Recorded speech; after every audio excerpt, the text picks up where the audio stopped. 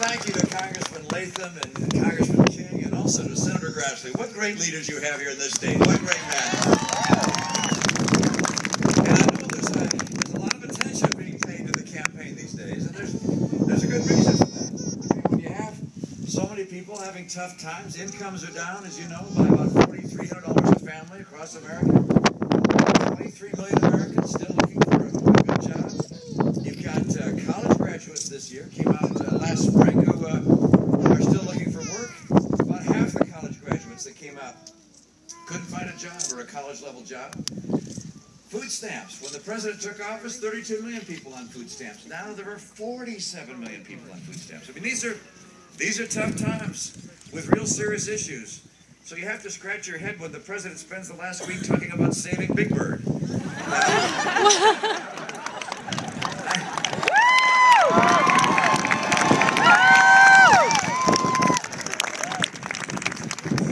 I actually think we need to have a president who talks about saving the American people and saving good jobs. And saving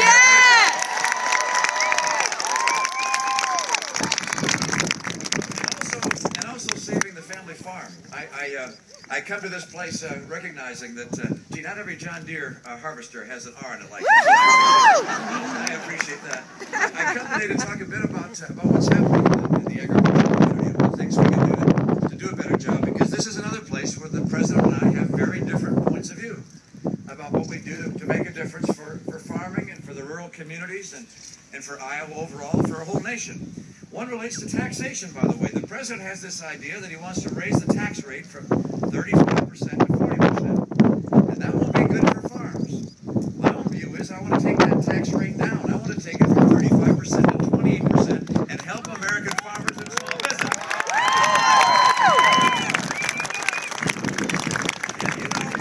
And you know he has a plan for the death tax. He's planning on raising the death tax pretty significantly. My own view is we ought to kill the death tax. You paid for that farm once. Yeah.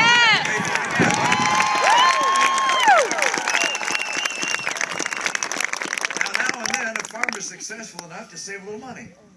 And when you do save your money, the president has this idea of raising your taxes a lot on your savings, your interest and dividends and capital gains, if you're lucky enough to have it. My view is that if you're making $200,000 a year and less, you should pay no tax whatsoever on interest, dividends, or capital gains. Now, the president and I have different records when it comes, and viewpoints when it comes to exports. You recognize that about 1 million jobs in this country are associated with agricultural exports. And over the last 4 years, the president has signed no new trade agreements with any nation around the world. Even as China and European nations have put together some 44 different agreements, he's done none. What I'm going to do is make sure that I devote my time to getting trade promotion authority, that I use that authority to negotiate new deals, so we open up new markets for American farms and for American goods of all kinds, because we can compete on a level playing field with anyone in the world.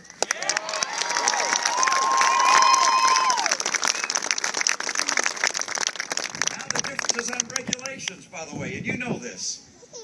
The regulatory burden under this administration has just gone crazy. The president's regulations, as it relates to farming, are kind of interesting. One is the EPA tried to get into, well, I don't know, the EPA, the government tried to get into regulating rainwater in ditches on farms. Right? It used to be that there was rainwater in Iowa, and people it's coming back soon.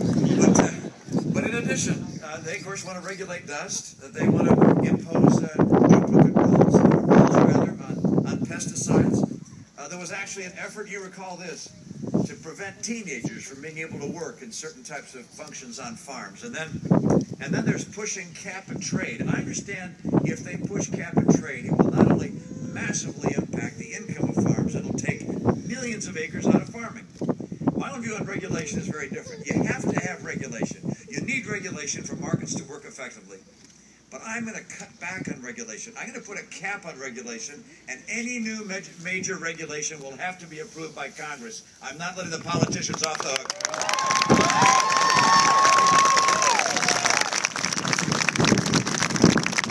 Now, energy has a big impact on the farm as well.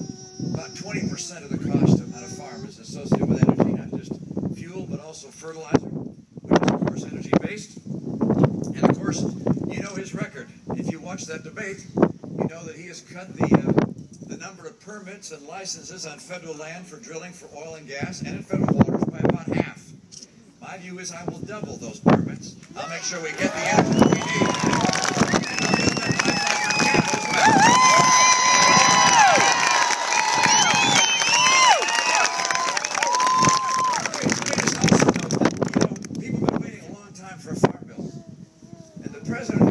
The kind of presidential leadership it takes to get the House and the Senate together and actually pass a farm bill. That's something I will devote my time to make sure that we get that bill passed so farmers know what they can expect. There are big differences between the president and me. He has no plan for rural America, no plan for agriculture, no plan for getting people back to work. And I do. You know, I've spoken about it all over the country. And I'm going to make sure I help the American farmer and I help our economy and I get America working.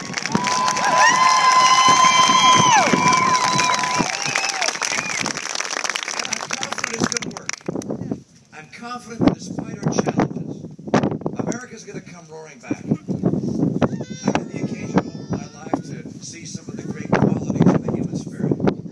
I've seen them manifest in young people and older people and Americans of all backgrounds and ethnicities and ages. I was serving as a pastor in my church, something we do part-time in my church, and I had the occasion to make friends with a family from a town a couple of doors away. The Oporowski family, he's a firefighter in Medford, Massachusetts. His wife a homemaker. They have a couple of boys.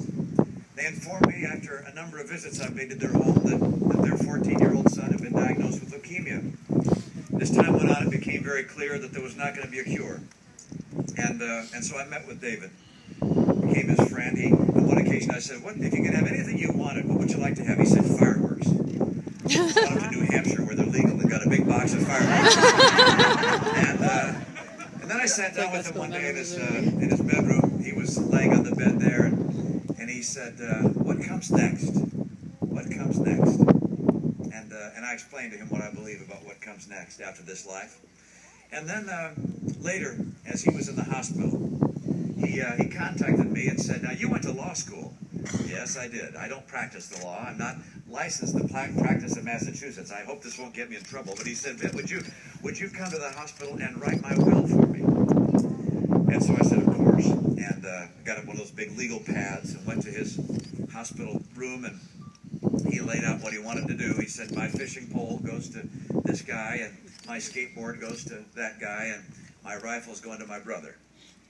And through all of this, what astonished me was to watch a man of his young age with such calm and serious and sober sentiment. He wasn't despondent. He wasn't depressed. He was looking forward to life hereafter. And I thought, as I saw some years later, a phrase that seemed to capture my memory of David Oporowski: "Clear eyes, full heart, can't lose." This is something that we share in this country. Men and women of clear eyes and full hearts, and America can't lose.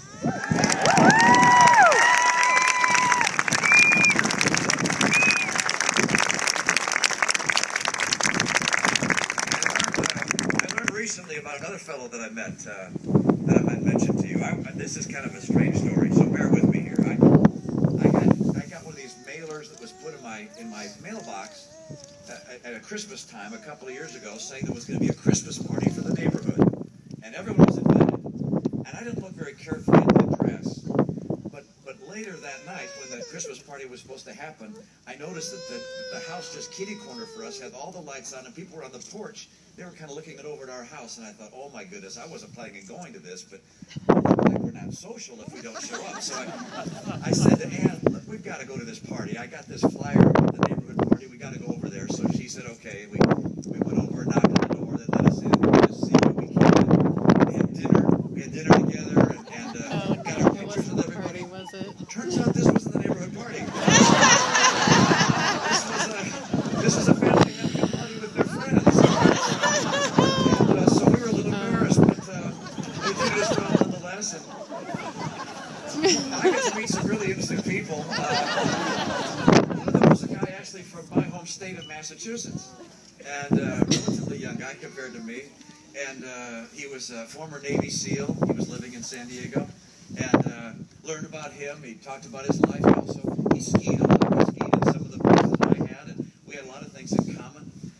He told me that he keeps going back to the Middle East. He cares very deeply about the people there. He served in the military there, went back from time to time to offer security services and so forth to people there.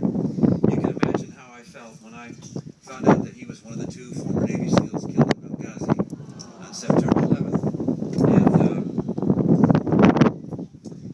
And it touched me, obviously, as I recognized that this young man that I thought was so impressive had lost his life in the service of his fellow men and women.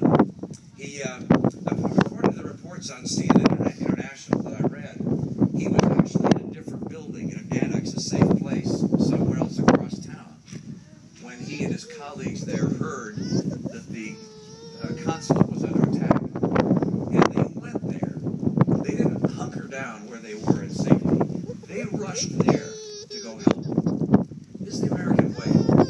We go where there's trouble.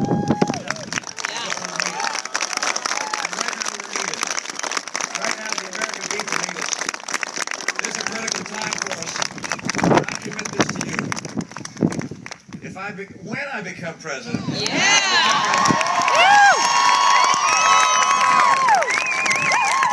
will do everything in my power to strengthen once again the American farm, to strengthen the family farm. I'll do everything in my power to strengthen our economy, to create good jobs and rising incomes again.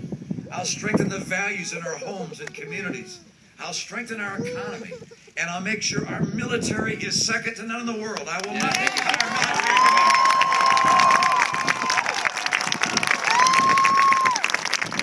And I know that people ask you to do a lot of things.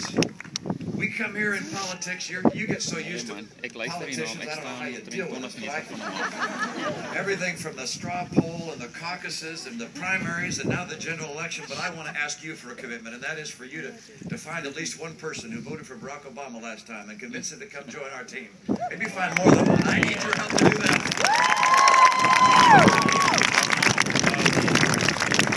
Because our kids need it. The 23 million people out of work need it, need our help. And by the way, the world needs it. It's a critical time around the world. We stand on the shoulders, in some respects, of the greatest generation. I was at a celebration, a Memorial Day, in San Diego, and a number of veterans there. We had 4 from the Second World War on the stand. One of them, a veteran who was on the USS Tennessee, and he was the lookout on the USS Tennessee on the day of Pearl Harbor. He said his eyes locked on the eyes of the pilot that brought in the armament that hit their ship and other ships. He went on, however, even though he was injured, to serve for 33 years in the United States Navy. And I think about those men and women who have served us in the greatest generation. There are not as many as there used to be because of their age, and those that there are can't hold the torch quite as high as they used to. It's a torch of freedom and hope and opportunity. America's held that torch aloft for a long, long time. Now it's our turn. We've got to grab that torch. We're going to do it together. We're going to take back this country. We're going to keep it strong. We're going to get America going again.